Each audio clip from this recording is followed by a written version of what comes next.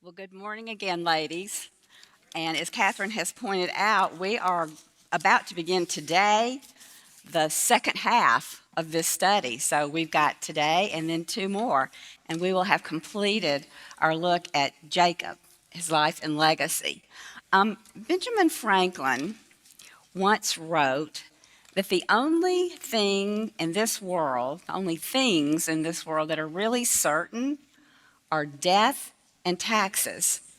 And I know you've heard that before, but if you think about it, it was meant to be humorous, and it is, but it's really not true.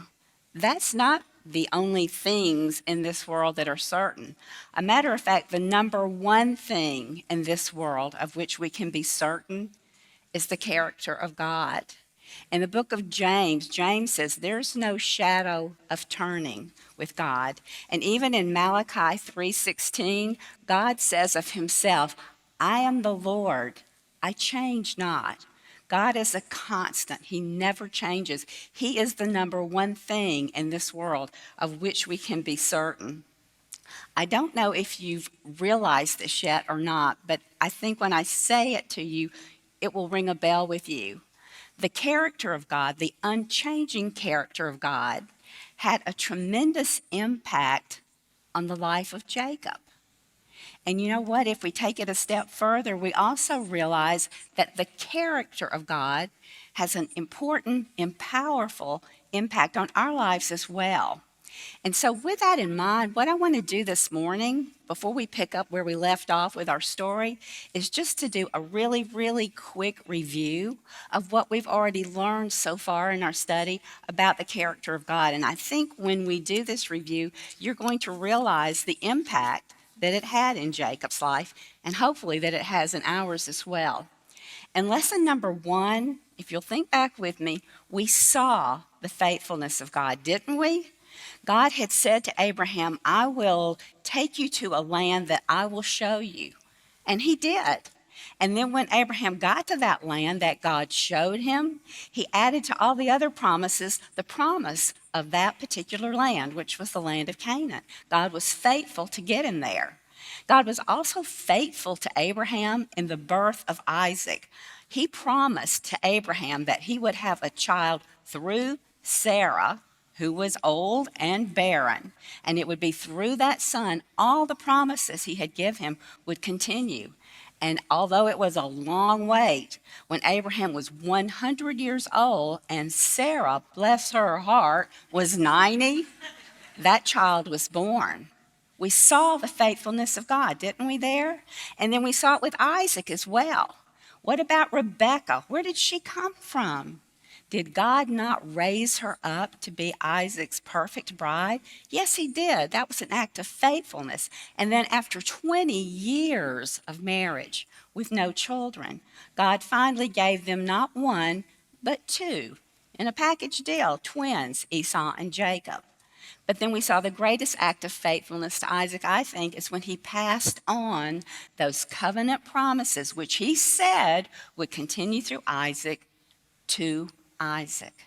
So in lesson one, we saw the faithfulness of God. In lesson two, we saw the mercy of God. When Jacob was fleeing for his life, literally, from his brother Esau after that little ploy he pulled off when he deceived his father and really undermined his brother. But while he was at Bethel, running away from home, God appeared to him. But God did not appear to him to inflict some punishment on him for what he had done to his family, or even to rebuke him for what he had done to his father and his brother. That would have been just desserts. But in mercy, God did not do that. Instead, God gave to him those promises that were to be passed down and had gone from Abraham to Isaac, now to Jacob. And beyond that, he promised him that wherever he went from then on, he would be with him. He would watch over him. That was mercy, girls, withholding what we deserved and giving us something better in turn. That's the mercy of God. We saw that in lesson two. And then last week, we saw the grace of God, didn't we? Poor, unloved Leah. in grace, in kindness, undeserved kindness is what grace is.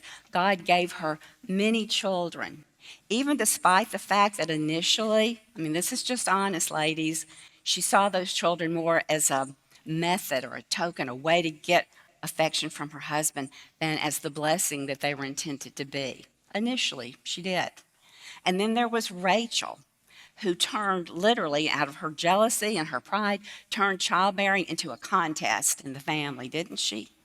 And yet ultimately, God also gave to her a son, and not just any son, Joseph, who she could never imagine was a superior child, perhaps to many of the others, and what he would do historically for the family and for the nations that he would grow up amongst, the leadership that Joseph would provide, the salvation in a point that Joseph would survive. And then there was Jacob. All right, God blessed him with many children. He made him financially wealthy, but all the while, Jacob was being at least emotionally cool to Leah, and as far as we can tell from Scripture, had not, at least at that juncture, ever even acknowledged that he'd done anything wrong in his family. That's the grace of God, and we saw that in last week's lesson. I will say to the credit of those three characters that although they were undeserving, as we are, of the grace of God, all three of them at some point did eventually acknowledge that the blessings they had were by the grace of God. And I have to mention that because I think it's to their credit. Our takeaway last week, then, hope you will remember, was that God watches over his own, and he absolutely does. But you know what? A lot of people assume that that means, well, yeah, God watches over us, but he's watching over us from a distance, right? We're here, and God's in heaven up there, right? So God's watching over us, okay, but it's from a distance. However, that's really not accurate. Because one of the things we learn in Scripture about God is that he's omnipresent. God is everywhere all the time, which means he's not a distant God, so he's not watching us from a distance either. He's watching us nearby because he is a near God, not a distant God. In Psalm 23, which is the 23rd Psalm, David kind of alludes to that, I think, particularly in verse 4 when he says, I will fear no evil. Well, why not? Why would you not be afraid of evil? And he tells us, because thou art with me, thy rod and thy staff, they comfort me. David wasn't afraid of evil, and we don't need to be either. Why? Because God is with us. He's a near God, not a distant God. And so in today's lesson, that's what our focus is going to be on, the nearness of God. We've seen his faithfulness, his mercy, and his grace. Today, we're going to be focused on the nearness of God. So as we go through, be looking for it because it's there, and I hope you'll see it. If not, I'll show you, but be looking for it yourself as well. We have two divisions today. The first one I have entitled Reunion of Jacob and Esau. And I'm just going to tell you up front, this one's going to be a good bit longer than the second division just because there's a lot more taking place in the first division. And then the second division I have entitled Revenge of Simeon and Levi. All right, last week when we left off, you remember, I hope, that Laban had followed Jacob when he fled from Haran with his family and all of his possessions, and they met up in the hills of Gilead. In those hills, these two men made a covenant and swore an oath to each other that going forward, neither of them would ever come against the other to do harm. And then Laban headed north, back home to Haran, while Jacob headed south, back home to Canaan. And that's where we're going to pick up this morning. I'm starting in Genesis chapter 32, beginning in verse 1. So Laban's headed north to Haran, and we read in 32, verse 1, Jacob also went on his way, and the angels of God met him. When Jacob saw them, he said, "This is the camp of God." So he named that place Mahanaim. 20 years before, Jacob had seen angels in a dream. Remember, they were descending up and down that ladder. that he dreamed of. But this time, it was no dream. This was a real event in real time that he was seeing these angels. Now, in order to appreciate why God would have allowed him to, with his own two eyes, see this entourage of angels, we need to keep in mind the mindset of Jacob as he's returning back to Canaan. He's going home, ladies, under a cloud of fear. And it's the very same fear that he fled home from 20 years earlier. It's a fear of his brother Esau, who had threatened to kill him. Hopefully, you will also remember that in that story, it was his mother's idea that he should go to Haran. She said, okay, your brother's like really upset with you, and he's threatening to kill you first chance he gets. So you need to go to my brother Laban in Haran just for a while, just until Esau cools down, and then when he does, I'll send you word and you can come back home. That was the way she left it with him. The problem was now, 20 years later, Jacob never got word from his mother. He never heard from her. It may have been that she couldn't get word to him, so he didn't know one way or the other what Esau's mindset was at 20 years later.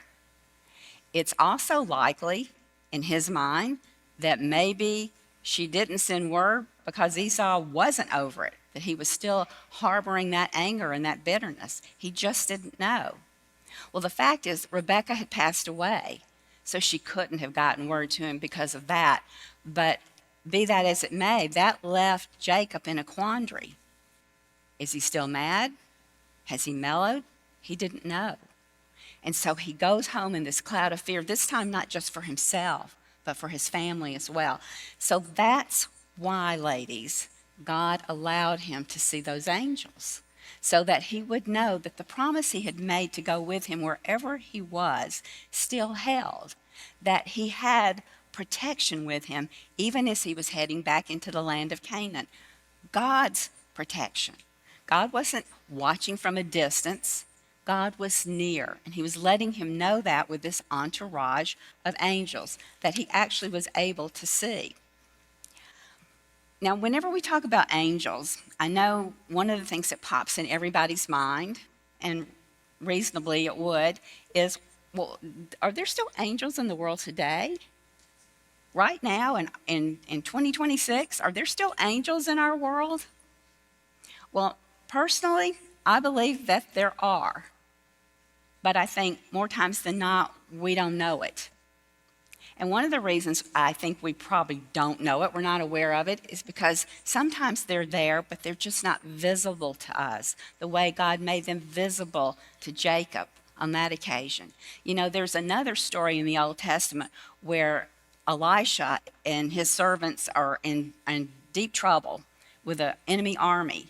And they're quaking in their boots. But Elisha prays that God would open the eyes of his servant to see the angel army that's all around them. And God did. They were there all the time.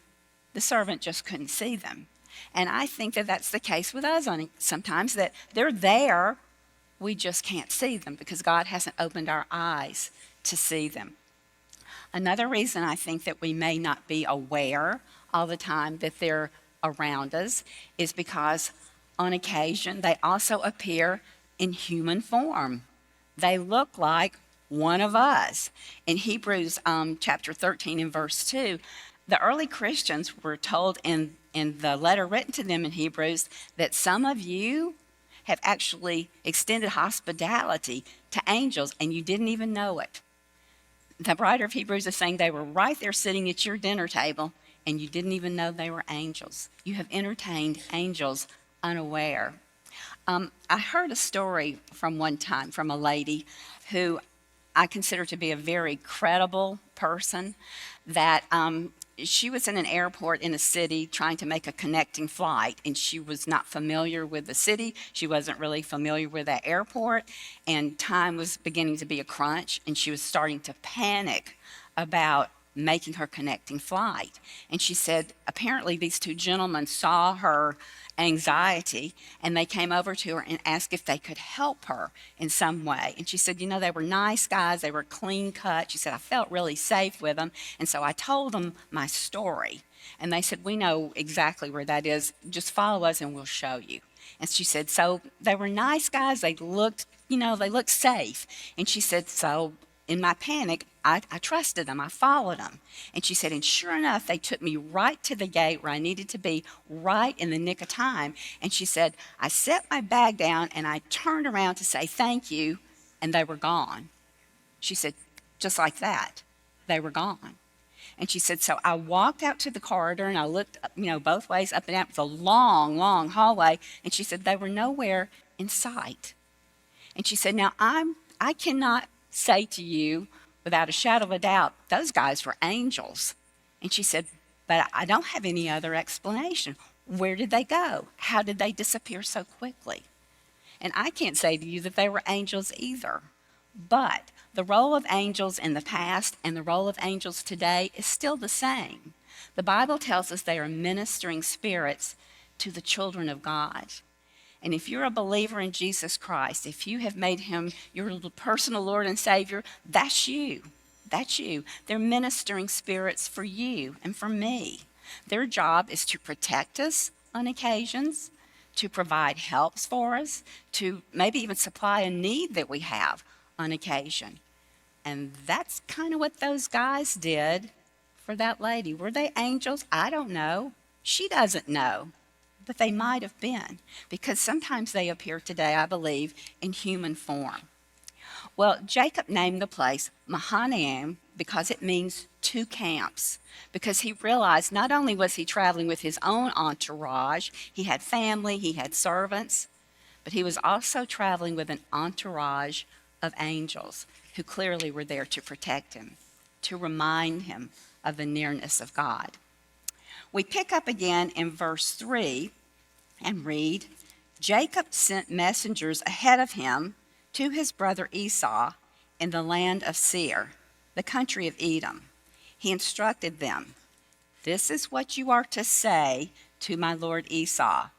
Your servant Jacob says, I have been staying with Laban and have remained there till now. I have cattle and donkeys, sheep and goats, male and female servants. Now I'm sending this message to my Lord that I may find favor in your eyes. One of the first questions that popped into my mind was, when Jacob left home, everybody in his family was living in Beersheba. He never got word from his mother. He's been gone for 20 years. How did he know Esau was in Seir instead of Beersheba? And honestly, the only reasonable explanation I came up with through research and study was this one. And it seemed logical to me.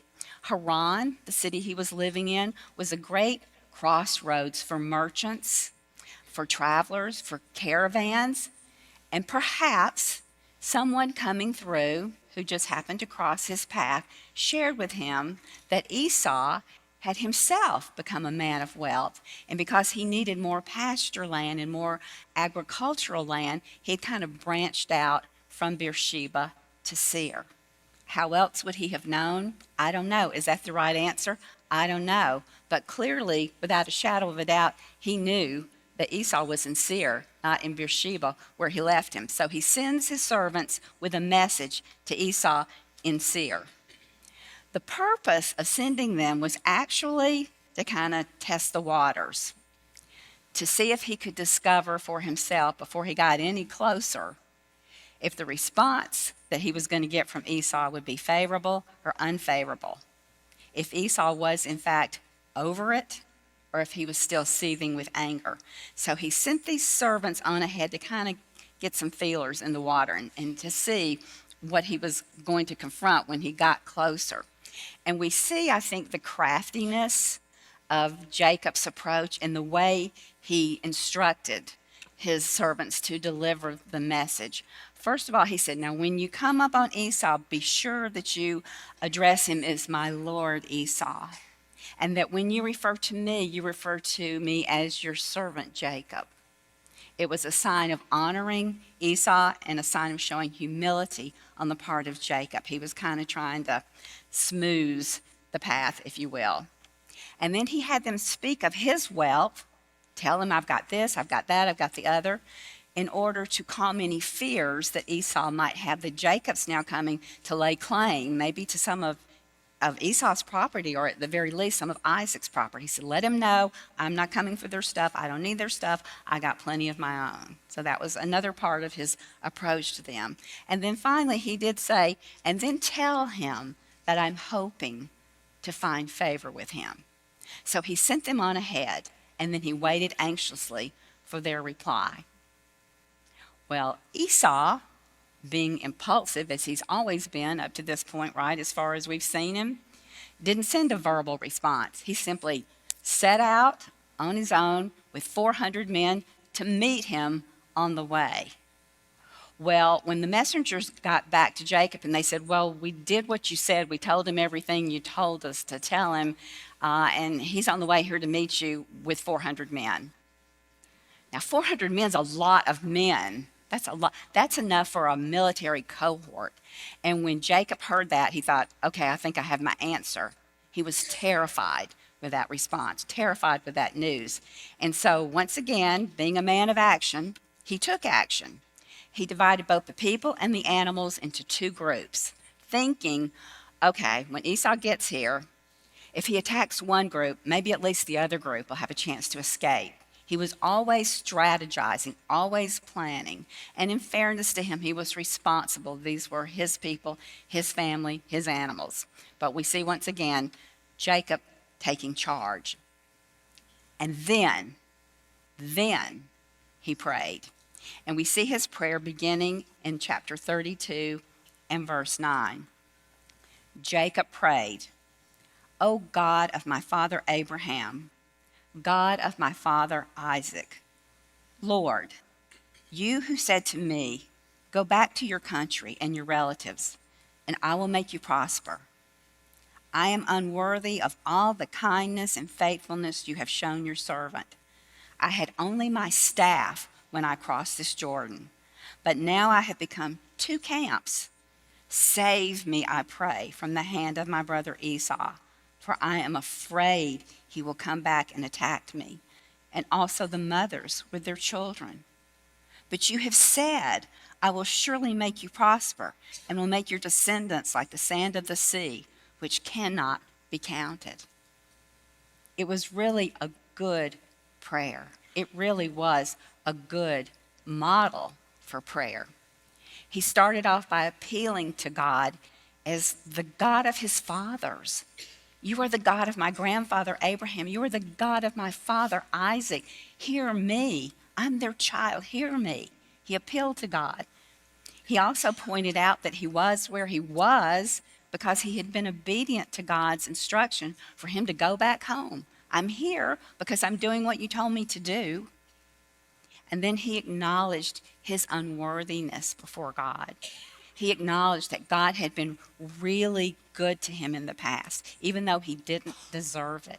And it was a right thing to acknowledge. You made me who I am. You've brought me this far. And then he acknowledged his fear. And ladies, it's perfectly reasonable and right that when we're in a bad place, we acknowledge to God our fear, our failings, whatever it is. He was very honest with God in this prayer. I'm afraid. I'm afraid for myself. I'm afraid for my family.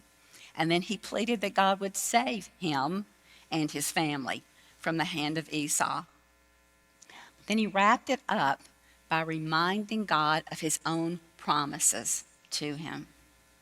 And that's a good thing to do in prayer too. I do that a lot of times. Whatever the need may be, if I can think of a scripture, if it just comes to mind of where God's made a promise concerning that matter, I'll go, God, you say in your word,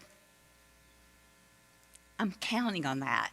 I'm standing on that. I'm coming to you in faith and prayer based on that promise. So it was a really good prayer. It's a good model for prayer. But was it a heartfelt prayer? You know, there are scholars that disagree on that, whether it was based on faith, like it sounds, or was it actually based on fear? And the reason there's this difference of opinion is because of what Jacob does next. He makes now a second attempt on his own to win over his brother. He's prayed, but now he swings into action just like Jacob would do.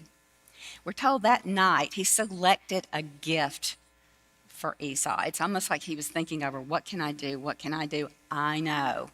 And it was to send a gift to Esau. This gift was a gift of animals from his herds that he had with him, his livestock. And it comprised, if you add them all up, it comprised over 550 animals. He sent him goats, he sent him sheep, camels, cows, donkeys, male and female, and even among the camels, some of the baby camels. Over 550 animals as a gift to Esau. Jacob is taking charge once again. We also see that in his strategy, presentation was going to be everything. So he said to his servants, he said, okay, we're going to separate these herds one from the other, and then I want you to leave a space between each herd as you go. And then as you run into Esau with one herd, and he says to you, who do you belong to? And who do all these animals belong to? Then you're to say to him that these belong to Jacob, but they're a gift to you, my lord Esau, and Jacob is coming behind us. And then you move on. And then the next herd comes up, and he's going to ask the same questions to you guys. Who do you belong to, and who do all these animals belong to? And you're to give him the very same answer. And then another wave would come, and then another wave would come, and then another wave would come. Really good planning, right? Good strategy. And Jacob was hoping that if Esau was still angry, that when this massive wave of animals came before him, that it would pacify him, and that his anger would soften, and that would save his family. So we see him at work. So you see why scholars differ as to whether or not that prayer was heartfelt, based on faith, or based on fear. Personally, I do think that Jacob believed God could save his family. I'm not convinced that he thought God would save his family. So, in true Jacob form, he decided to help out. The same way he had helped God out to procure for himself the birthright and the blessing, even though it had been promised to be for him before he was ever born. He helped God out just in case, because he was really good at that, wasn't he?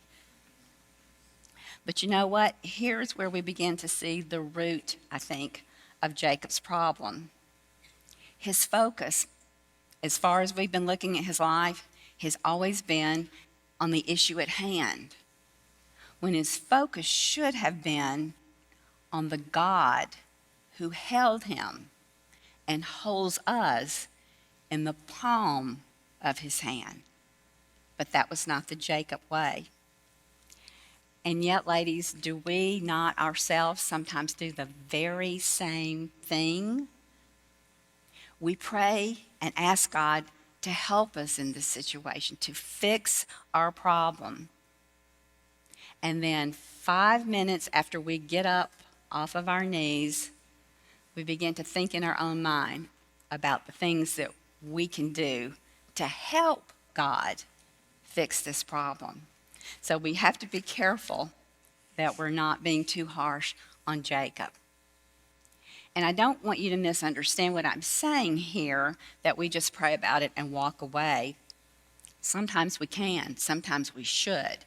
But there are times when we do need to have a role in fixing a problem, particularly if we may be the cause of that problem. It may be that we just need to acknowledge before God this thing I'm praying about, this mess I'm bringing to you, it's probably my fault because I did fill in the blanks, or I didn't do fill in the blanks. That's where we need to take a role. Or maybe if we are at fault, our role would be to apologize to the person we've offended or that we've injured. That can be a real place of participation for us. Or maybe we need to forgive somebody who's wronged us. That could be our role. Maybe God's waiting to answer because he's waiting on us to extend forgiveness. So sometimes there are things that we are to do, but we need to do even the things we're called for, that are called for, with the understanding that ultimately, if we prayed about it, it's God who gets the credit for the resolution, not us. And it's not because of us, but because of God's intervention that it's being handled properly and resolved. I came across a thought that I want to share with you that you might want to just make a mental note of at the very least. You've maybe even heard it before, and I wish I had made note for you to share with you who said this, but I found this quote, and it says, "Prayer is not a backup plan. Prayer is the plan." Prayer is not a backup plan. Prayer is the plan. But in the situation with Jacob, it feels a little bit like it was a backup plan. Because while he was looking to God for help, he was still clinging and relying on himself, on his own self-reliance, to really take care of the matter. But as we move forward, we're going to see that that's about to change. That night, after he sent the gifts on, he sent his family and all of his possessions on ahead across the Jabbok River, which was just on the other side of where they were. And in Genesis 32 and verse 24, tells us that now he was left alone. And maybe that's what he wanted to accomplish. He needed some alone time, maybe to figure out what he was going to do next. We don't know what his thinking was. But he was left alone. And it says in verse 24 that a man then wrestled with him until daybreak. Now, ladies, this is one of the strangest stories in all of the Bible. And you can read it and reread it and reread it, and you begin to get the drift, but it's still a strange story. And there are still maybe some open-ended questions that we're not able to fully answer. But I think the two that are most prominent when we look at this story is, okay, a man wrestled with him all night long, all the way till daybreak. Who was that man? And what was the purpose of that wrestling match? What was going on here? Well, the man, we learn as we read on, was God in human form. Jacob will say ultimately that I have wrestled with God. I have seen God face to face. But how in the world can that be? If you know anything about the Old Testament, you know we see in there multiple times, no one can see God and live. So how is it that Jacob says he saw God face to face and he lived? He was spared. It's because of this. This was not God the Father in his full glory, which if any of us looked on would be instantly, I believe, incinerated. We would not survive. But it was God the Son. It was Jesus in human form, which we see him make similar appearances as throughout the Old Testament. Jesus did not just show up on earth in the form of a man when he came to the manger in Bethlehem through Mary. These pre-incarnate appearances are referred to as a Christophany, where Jesus the Christ, God the Son, shows up in the appearance as a man. He was wrestling with Jesus. He was wrestling with God the Son. But what was the purpose of this wrestling match? It was to break that self-reliant spirit in Jacob. Everything we've seen, from his manipulating his brother into selling him the birthright to outright deception of Isaac and Esau, in stealing the blessing, everything we've seen up to this point has been manipulation and self-reliance on the part of Jacob. But this is not the character of a man whom God can use to lead that special nation that he is going to raise up through Jacob. He needs a man who relies not on himself, but on God alone. So the purpose of this wrestling match is to break that self-reliant spirit that Jacob has and has exhibited all the way through. But I will say of Jacob, he didn't cave easily. He was tenacious in that wrestling match. He hung on to that man all night long. He would not give in all the way till daybreak. And the only way that he even felt his own weakness was when the man wrenched, really, his hip socket so that his leg goes out, and now he's not able to wrestle with his full strength like he had been doing. He wounded him in order to weaken him so that he could not continue to wrestle with God in his own strength. That's what was going on. It's very symbolic here, really. He was doing everything he could until God took what he could away from him. Well, the outcome of this match, after he wrenched his hip, was that even though his strength was gone, his physical strength, Jacob continued to cling to the man. So it wasn't just a physical strength he was exhibiting, it was a strength of attitude, a self-reliance of attitude as well. And he said to the man, I will not let you go until you bless me.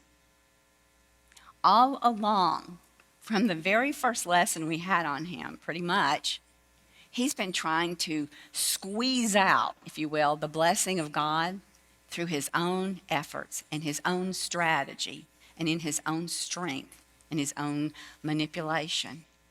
But now he can't do that anymore. He's spent. He's wounded. But he still wants God's blessing. And here he learns that the only way to really be blessed by God is to cling to God for the blessing, not trying to squeeze it out on our own or on his own. We must go to God for our blessings instead of trying to manipulate it or work it for ourselves. When the man asked him his name, Jacob said, my name is Jacob. And I'm wondering if that didn't just hang in the air. I'm Jacob. I'm the hill grabber. I'm the one who trips other people up. I'm the deceiver. I'm the one who works it for my good. I'm Jacob. And the man, God the Son, said to him, you will no longer be Jacob, but you will be Israel. For you have struggled with God and with man and have prevailed. Israel literally means struggled with God. And he had struggled with God. But how is it that he prevailed? How is it that he overcame? He overcame by coming to the solid realization that it wasn't on him. It wasn't about him. It wasn't going to happen through him. It was going to happen through God. He was no longer to cling or to rely on his own self-reliance, but to cling to God. That's how he struggled with God, and that's how he prevailed when it hit him of what he'd been doing and what he needed to do going forward. And so the man then blessed him, and Jacob became a new man with a new name. Now, how did he bless him? It doesn't say particularly, but I think most likely that the way that he blessed him, besides giving him this new name and this new understanding, was going, okay, now we're solid with you being the possessor until it's time to pass it on of all those covenant promises. I think it was a confirmation of all that had been promised before. But now with Jacob having a right understanding and hopefully a right attitude, it was not to be from his own efforts. Well, as the dawn broke and the man left, Jacob looked up. And what do you think he saw? Esau coming with 400 men alongside him. So Jacob makes one last stand. He divided his children with their mothers, and then he lined them up. Notice how he did this. He put the servants and their children in the front. And then behind them, he put Leah and her children. And at the very back, he put Rachel and Joseph. I don't think I have to point out to you what's happening here. He lined them up as he sees Esau coming, he thinks to hurt them, in the order of their importance to him. Now, the ages of these children at that point in time were somewhere between 6 and 13 years old. Reuben, being the oldest, would have been the 13-year-old. Joseph, being the youngest, would have been around 6. These are approximations, but they're probably pretty close. Do you think that these children remembered this event in their lives as they grew to adulthood, as they grew older? Do you think this marked them in a way? Remember, I told you previously that favoritism turned out to be a generational problem in this family? Well, here it is on full display. What if you were one of those children in the front? What would that say to you? They were all afraid. They all thought Esau was coming to hurt them, possibly to kill them. My dad put me out in front, but his favorite, Joseph, he put in the back. I just want you to commit this scene to memory because I think these children did, and it's going to play a part in our lessons coming up in the next couple of weeks. So he's lining them up in order of their appearance and their importance to him. But anyway, so there they all are waiting. I will say, to his credit this time, instead of coming behind, he did at least take the lead before them. And he approaches Esau himself. He goes first, and he bows down to him as he goes. He bows, he gets up, he bows, he gets up, as he's approaching Esau with all these people coming right at him. But what did Esau do? Lo and behold, to everyone's great amazement, Esau ran to Jacob, embraced him, kissed him, and then the two of them wept together. Who solved this problem with Esau? Was it Jacob and all his plotting and planning and strategy? No. God turned the heart of Esau to favor his brother. It wasn't based on what Jacob had done, but on what God had done. Another lesson learned the hard way. Well, after they had, thank you God, this wonderful reunion, Esau turned and looked at all these people and he said, "Who are these?" And Jacob said, "These are the children that God has given me in the land where I stayed with Laban." And Esau said, "Well, here's what we need to do. You guys just gather your stuff up and follow me, and we'll all go back to Seir together." He was thrilled that his brother was there. He was thrilled that his brother's family was there. He said, just come with us. We'll all go home together. And Jacob said, "Well, I don't know about that. The kids are young and some of the animals are nursing." And he said, "Well, then we'll do this. I'll just leave some of my men with you, and you can take it at your own pace. But you'll be safe because you'll have my men with you." And Jacob's still kind of hedging. He's like, No, you just go on. We'll be fine. We'll catch up with you later." But that's not what Jacob did. And we're going, "Jacob, how hard-headed are you? Really? How hard? Did he need to mislead his brother? I don't think so. I don't think so. But in his defense, I will give Jacob this.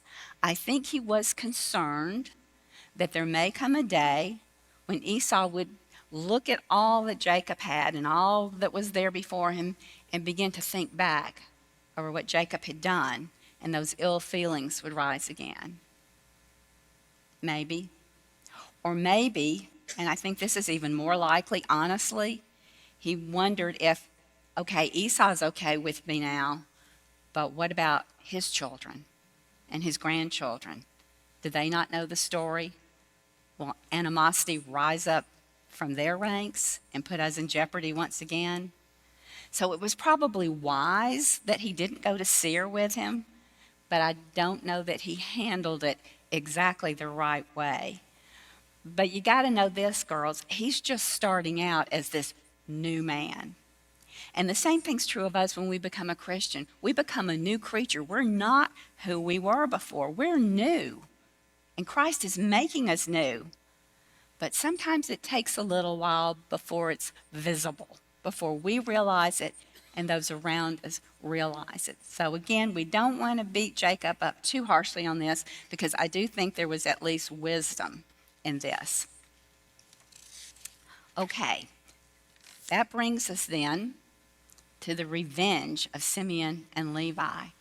Jacob's gone his way, Esau's gone his, and we'll catch up with them again later. But what about Jacob's family now? They didn't go to Seir with Esau. They didn't follow him there. They went instead to Succoth, which was about 50 miles away from where they were when they had their meeting. And when they got to Succoth, Jacob actually set up his tents and shelters on a parcel of ground there. And it's hard to say how long he was there. I'm thinking I missed something here. Nope. Okay. They stayed in Succoth approximately 2 years, according to the scholars. That seemed to be the general consensus there. And so the kids were getting a little bit older. Not a lot older, but a little bit older. But they didn't stay there for all that long. And then they moved on from Succoth to Shechem. Shechem was a city of pagans. They were pagan people. So they didn't move into the city, but Jacob did purchase a plot of ground right outside of the city from Hamor, who was the ruler in the region. And it is understood that they stayed there about 8 to 10 years. So now the little children have grown up to be much older. And by this time, Dinah, the only daughter that we know of, would have been somewhere in her mid-teens. And Simeon and Levi and Reuben would have been in their late teens, even maybe early 20s by this time. So they're living outside this Canaanite city. Anybody thinking of Lot here, who moved outside of a Canaanite city of Sodom way back when? Anyway, so they're living outside this city, and they're kind of keeping to themselves, but not exclusively. I think they did a little commercial business with them, but that was about the limit of it. But Dinah's in her mid-teens. And ladies, she's one girl, one sister out of all those brothers. And so she longed, I think, for female companionship, particularly someone her own age. And so she went to visit the women of Shechem. It was a bad idea. One commentator said that decision that she made then was a stone that loosened an avalanche. And I thought, that is well put. So she went to Shechem by herself, also not a good idea. And Shechem, who was the name actually of the son of Hamor, the ruler of the city named after his son, Shechem the son, I'm assuming favorite son, since the city bore his name, saw Dinah, and he went head over heels for her. But he was a pagan. He was not a godly young man, and so he took her. He was Shimon. He was the proud son of the ruler of the land. He took her He did whatever he wanted to with impunity, always. He took her and he raped her. But he was not your ordinary rapist. Apparently, this was not something he saw as a wrong done to her, because it says he loved her and spoke tenderly to her. Do you see the immorality of those who live outside the parameters of God? How even their thinking of what's right and what's wrong is skewed? He did not see that he'd done anything wrong to her. A matter of fact, he went to his father and he said, I love her. I want you to get me that girl for my wife. And so Hamor, being, I'm sure, the doting father, the son's named after the city, went to Jacob to make an appeal. But before he even got there, Jacob heard of it. What did Jacob do? His only daughter's been raped, and apparently she's being held in Shechem. What did he do? Nothing. Or so it appeared. But I think now, because this metamorphosis is beginning to take place and to take hold of Jacob, this new man, Israel, that he's become, is that instead of immediately jumping into some strategy, he's considering what he ought to do next. Should I cause a war over this? What's the right thing to do? Maybe he was even praying for guidance about what he should do next. This is so not like the old Jacob, is it? He didn't even tell anyone until his sons came in from the field. But when he told them, they were furious because their sister had been defiled. Well, while they're all having this family powwow, Hamor, the ruler, and Shechem, the rapist, show up to talk to Jacob and his sons about Dinah becoming the wife of Shechem. Shechem, on his own piece of work here, said to Jacob and the brothers, you know what? I love Dinah. I will pay any bride price that you ask for her. Nothing, name it. Sky's the limit. I want her for my wife. I'll pay anything. Any bride price, you name it, I'll pay it. Hamor was a little bit broader in his thinking. He saw an opportunity here. He said, the boy wants the girl for his wife. Let's see if we can't make this happen. But let's not stop there. We can come together and be one people. You can marry our daughters, we'll marry yours. We can trade with one another. We can share the land. There's plenty of land here. We can share livestock. We can do business together. This is a great opportunity for all of us. So, what did the brothers offer? And here we see another family pattern, a deceptive counter-offer. Here's what they say. Well, that sounds good maybe, but we could never do that because you people are not circumcised. And we will not give our sister to an uncircumcised man, nor would we marry,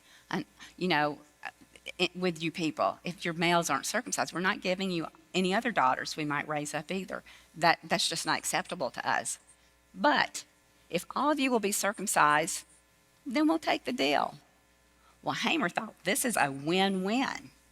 But he did have to convince the other men in the city. So he called the town meeting at the gate, basically, and he presented it to them. But here's how he presented it. He said, you know what? This could be great for all of us. He said, and this is very telling, speaking of deception, he said, if we become one with them, eventually their wealth, their livestock, their land will become ours. This is to our benefit to do this. And he convinced them. He actually convinced them. How far will greed take you? And so all the men, all of the males in the entire city were circumcised. Shechem being number one. He was gung-ho. But 3 days later, when they were still in pain, and I'm not going to take you down that trail, but if you do a little medical checkup on it, that's a bad time. That's a bad time for a guy, okay? 3 days later, when it was a bad time for the men, Simeon and Levi, who were now late teens, early 20s, went in with their swords and killed every man in that city. Now that seems like an incredible thing for the two of them to have pulled off, but they first killed Hamor and Shechem. So they got rid of the leadership first thing. And then even if the men were trying to come at them, they were in pain. Organizing was a problem. Even fighting was a problem. And so they were able, the two of them, in their wrath, to kill every male in that city. And then the other brothers came in and they saw this carnage everywhere. And what did they do? Did they berate them for that? No. They took all the plunder, all the women and the children, and hauled it all off with them. Well, when Jacob heard of it, he was furious. He was outraged because he realized that what they had done now put his entire family in jeopardy. And he said to his sons, what if all these towns around here unite and come against us because of what you have done? And their lame excuse was, does this sound childish or what? Well, he shouldn't have done that to our sister. Really?